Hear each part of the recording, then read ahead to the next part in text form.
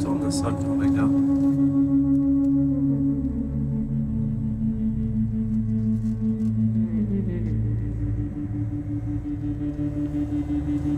Mais quel pays magnifique! Ah ouais, non, mais c'est vraiment chouette, hein, la campagne. Ah ouais, là, la campagne, elle est... C'est la comté, quoi.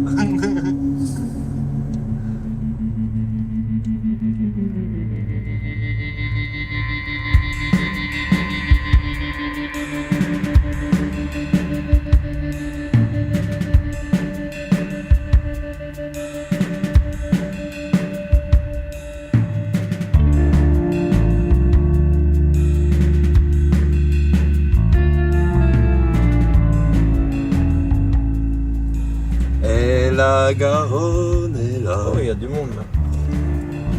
C'est les décodeurs.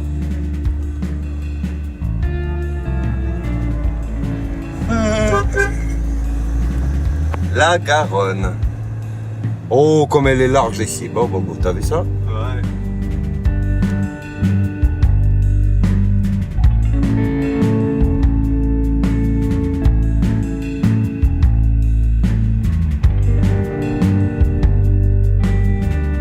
Alors ça y est, on vient de partir, on est sur l'autoroute. On vient de partir de notre rencontre au sud de Toulouse. Et on va rencontrer maintenant deux personnes qui vont nous accueillir chez eux. Et entre-temps, je me suis dit, on va vous faire un petit retour de notre ressenti. Là. Les gars, je vous laisse commencer. Rudy? Bah. Tant qu'il est nettoyé. Encore une rencontre, déjà placée sous le signe de papa, pas un nuage dans le ciel, pas un problème, pas une embrouille, enfin en tout cas pour moi. Super plan d'eau qui a vraiment fait du bien puisqu'il faisait quand même très chaud aujourd'hui. Voilà, c'était vraiment un lieu magnifique, des gens magnifiques, des belles rencontres, des gens qu'on a encore, des gens qu'on avait vus pendant les lives là, qui étaient montés nous voir en live et qu'on a pu serrer dans nos bras en vrai, d'autres gens qui étaient là dans d'autres rencontres qu'on a pu encore revoir. Voilà, des enfants super. Qu'est-ce qu'ils sont attachants les enfants qui viennent à ce moment-là. Moi, c'est mes interactions préférées, c'est avec les enfants qui viennent. En fait. Et voilà quoi. Encore plein de câlins, plein d'amour, plein de cadeaux. On en a plein le coffre, plein la pocket arrière, plein de tout ça. Et voilà, on a quitté Jean qui nous a fait caméraman pendant une bonne partie du On voyage. dit Johnny? Johnny, ouais. Johnny, ouais. On a quitté, on vient de quitter Johnny. C'était un moment émouvant. Il y avait même une belle statue de la Vierge de couleur des décodeurs là, juste au moment de dire au revoir. Donc voilà, encore des signes que papa est avec nous. Voilà, sinon pour le reste, comme les autres rencontres, je pense que c'est ce soir quand je vais dormir que je vais peut-être me rendre compte un peu de tout ce qu'on a reçu aujourd'hui, là, tous ces câlins, tout cet amour, tout cet échange. Et voilà. Papa est avec nous à chaque instant de ses voyages. Puisque c'est lui qui l'a programmé, c'est lui qui nous a envoyé et il a dit faites. Et on fait. Et aujourd'hui, il y a eu des multiples démonstrations qu'il était là avec nous. Et même, il y avait des situations qui se sont présentées qui nous ont appris des choses, en fait. Sur nous-mêmes, sur les autres, sur la vie ensemble. Pour la première fois, on a eu aussi des représentants des forces de l'ordre qui étaient venus, pas forcément pour nous, mais voilà, qui se sont montrés du coup très compréhensifs, très humains, et ça s'est très très bien passé. Et après, entre les personnes, mais c'est magnifique. C'est magnifique, et la seule chose que j'ai envie de dire, c'est ce que j'ai dit là-bas juste à la fin. Voici, bienvenue dans le nouveau monde est là. Voilà, au-delà de ça, j'ai pas de mots. Ouais, moi justement, quand tu disais ça, bienvenue dans le nouveau monde, t'avais les gens autour, et même moi, j'étais là, je regardais, ouais, bien, c'est ça. Et ça a commencé à me toucher vraiment profondément dans le cœur, et j'ai l'impression qu'aujourd'hui, pour la première fois, à force de me le prendre dans la gueule, tu vois, comme tu sais, ma carapace d'humain qui se protège a été percée pour la première fois, parce que là, j'aimais les gens qui étaient là comme j'aimais tous les autres gens, mais cette fois, je prenais conscience, parce que vous savez, j'ai dit plein de fois, je vous aime d'une manière que je comprends pas, tu vois. Et ben là, j'ai eu un premier aperçu de quelque chose qui me permettrait de comprendre. Et c'est tellement beau, la famille est tellement magnifique, ces gens-là, je sais pas. Et en fait, t'as pas de mots. Voilà, je sais pas comment le décrire. Je sais pas comment le décrire. Mais cette fois, j'ai senti quelque chose. En tout cas, les gens de cette région, de région toulousaine, vous êtes magnifiques. Vous avez une région magnifique. Et d'ailleurs, j'ai envie de dire, moi je découvre la France ici, et j'ai envie de dire, Elle est belle. les Français, elle est belle, elle est belle. Vous avez des millions de raisons d'aimer votre pays. Des millions de raisons d'aimer votre pays. Il est magnifique. Il a tout. Il a tout. Il a tout. Il a les montagnes, les prairies, les lacs, les rivières. Et tout est splendide. Tout est splendide. Nous n'avons plus qu'à à l'entretenir, à prendre soin. Et ces choses nous rendront heureux jusqu'à la fin des temps. Moi, ce que je voulais dire, c'est toujours la nature et les choses liées à la nature. C'est-à-dire là, c'est la terre de la France qui nous remplit le cœur. Les terres de la France. Certainement pas le gouvernement ou le système. C'est les terres. D'accord? Et dans l'histoire de la France, les choses qui nous touchent, ce sont les actes où l'humain, avec un grand H, se manifeste. Pas la bête qui est en nous. J'espère qu'avec ces vidéos-là qu'on vous partage depuis un certain temps maintenant, que vous comprenez ce qu'on est en train de vivre. On a rencontré, et on va continuer à rencontrer, j'imagine, mais que des exemples positifs. Des personnes que d'une manière ou d'une autre, ils ont réussi à tenir tête. Et ça m'a beaucoup fait penser à tenir tête à la bête. À chaque fois que je prends un de vous dans mes bras, et puis un autre, et puis un autre, je vois que ça me transforme, et ensuite je regarde la personne, je regarde les yeux de la personne, ça la transforme aussi. Et maintenant j'ai compris ce qui se passe. J'ai compris ce qui se passe aujourd'hui. Les personnes retrouvent leur regard d'enfant, en fait. Mais vraiment leur regard d'enfant, pur, innocent, qui ne juge pas, qui est compréhensif et qui est émerveillé en fait de la beauté de ce qui se passe autour de lui. Et ça, c'est beau à voir d'une personne de 20 ans jusqu'à une personne de 87 ans. Les enfants, quant à eux, ils l'ont encore de fils. Et ça, c'est merveilleux. Ça m'a touché. Il y a un truc peut-être que je voudrais ajouter, c'est que, outre l'expérience extraordinaire, les paysages magnifiques, la famille qui est vraiment quelque chose d'unique, hein, moi j'ai jamais expérimenté ça de ma vie. Il y a aussi, chez moi, je pense chez vous les gars, et chez beaucoup de gens qu'on a rencontrés, la conscience qu'on est à l'endroit où ça se joue en fait. Je sais pas si vous voyez ce que je veux dire. Il y a plein de gens qui n'ont même pas conscience qu'on est en guerre, qui n'ont pas conscience de ce qui se passe, qui n'ont pas conscience qu'on est en train de vivre les événements de notre génération, quoi. Et il y a des gens qui ont conscience d'être là et d'être dans ce nouveau monde qui est en train de naître, là où il y a tout le monde qui se focalise sur l'ancien monde qui est en train de crever et qui essaye par tous les moyens de l'empêcher de s'effondrer. À mon avis, je veux dire, c'est un petit peu illusoire comme effort ce qu'ils sont en train de faire. Et ces gens-là qui ont conscience du fait que ils sont à l'endroit où ça se passe.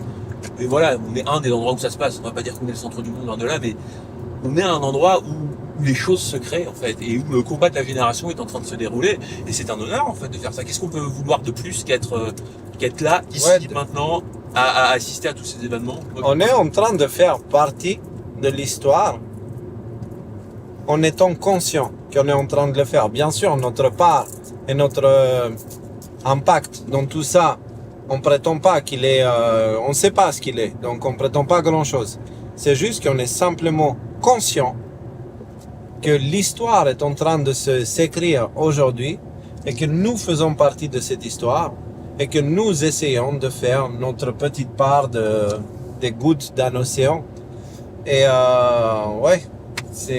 et de voir qu'on n'est pas les seuls et de voir tous ces merveilleux visages et aussi la complexité dans la résistance et la diversité. Il y avait aujourd'hui un gendarme, un chercheur en biologie moléculaire, je sais pas quoi, qui avait entre autres travaillé pour Pfizer.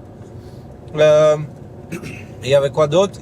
Apparemment, il y a un généticien qui travaille dans des laboratoires pharmaceutiques et tout, mais qui suit secrètement les décodeurs, qui voulait venir mais qui pouvait pas être là. Mais du coup, on m'a proposé son contact pour nous aider avec nos recherches, tu vois, au mode double jeu.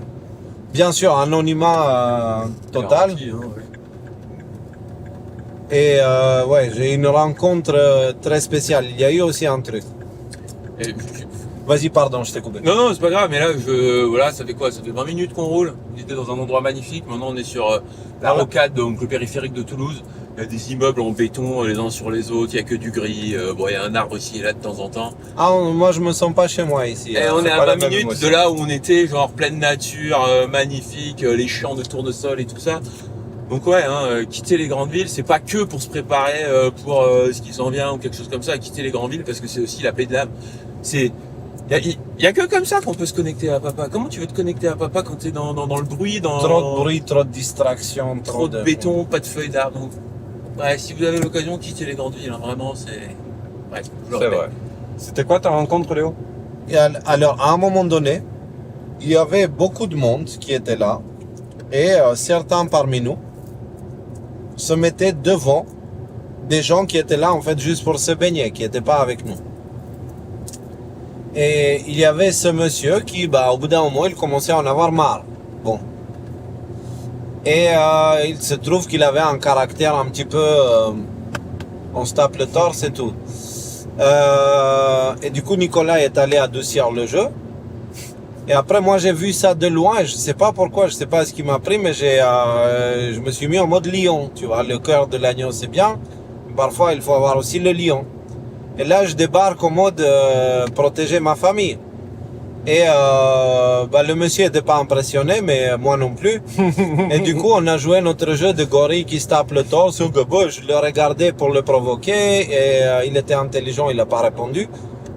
Mais il a provoqué de son côté, bref, pour pousser l'autre à faute. C'était vraiment un jeu de gorille qui se tape le torse et qui montre les dents sans jamais se toucher, sans jamais lever la main. Et après, je passe un petit peu de temps avec la famille, etc. Et puis à un moment, vers la fin, quand je le vois partir, je réalise quelque chose. Je me dis, en fait, je me suis comporté vraiment comme un con avec ce gars-là. Parce qu'en effet, on débarque de nulle part sans prévenir. On est carrément trop nombreux pour l'endroit où on était parce qu'on ne pensait pas qu'il va y avoir autant de monde.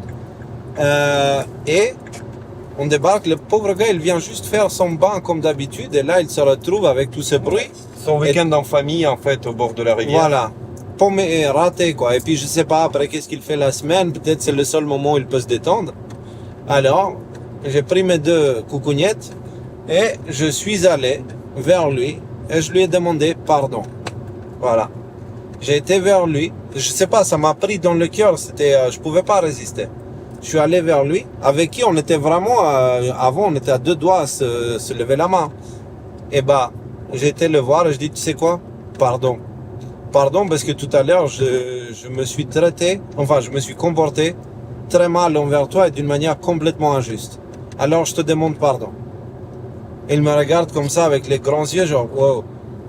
Ouais, pas de souci, t'inquiète, c'est bon. Maintenant, je dis, écoute, je vais te dire honnêtement, je suis venu, j'ai vu tous ces gens, je me suis senti en pression, tu vois.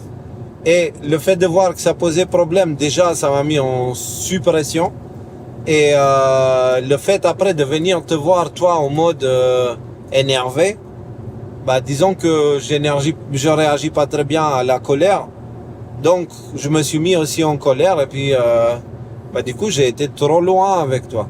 Tu avais raison, quoi. Voilà, c'est tout. Et donc, je te demande pardon. Et il me regarde, mais vraiment avec un regard, il m'avait pardonné clairement et il était très content. Et quand il est parti, on s'est serré la main et il a fait aussi comme ça, vous savez, le salut, le cœur. et voilà, avec le cœur. Donc pour moi, c'était un moment assez fort et assez important en fait. Assez important parce que c'était très dur à faire.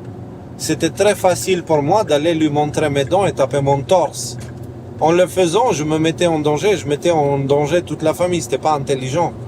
En fait, ça allait causer une chaîne de causalité qui pouvait produire tout et n'importe quoi. À titre d'exemple, juste après cette petite altercation verbale, quelques minutes plus tard, il y avait des gendarmes sur les lieux. Alors imaginez s'il y avait eu un incident sur place. tout ce qu'on essaye de faire, créer cette ambiance d'amour, de sérénité, de paix, bah, ça serait envolé en poussière. Juste sur un... Bah, sur un gorille détail. qui se tape le torse, C'est en ça. fait. Voilà, moi, c'est comme ça que je le voyais. Je me suis dit, Léo, là, t'as quand même bien fait des choses pas sympas. Voilà, pour pas dire autre chose. Et ça, c'était très facile à laisser ma colère s'exprimer et soulager ma pression en la mettant sur quelqu'un d'autre. Par contre, purée, qu'est-ce que c'était dur d'aller demander pardon à cette personne que tout à l'heure, je voulais le frapper, en fait. C'était très, très dur. Et en même temps, c'était très juste de le faire parce qu'au final, lui, il nous avait rien fait.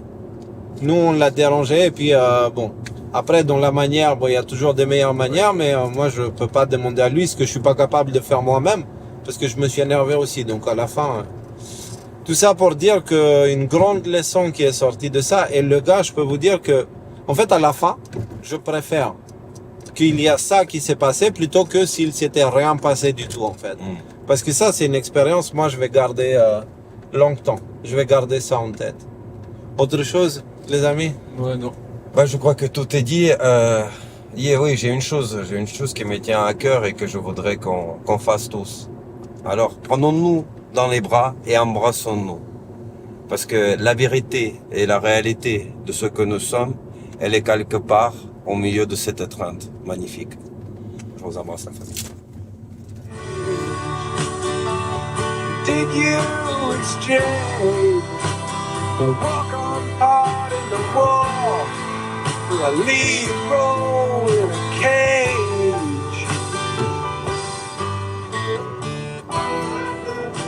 Il dépasse les clichés et les barrières dans lesquelles il vivait. Ok, d'accord. Ok. On est complètement dans la destruction des égrégores, en fait. Non, mais écoute, tu sais quoi, je crois que c'est moi qui. Je crois que t'as complètement raison. Je partage. Merci pour ton insight et. Comme des temps. Voilà. Ah, c'est cool.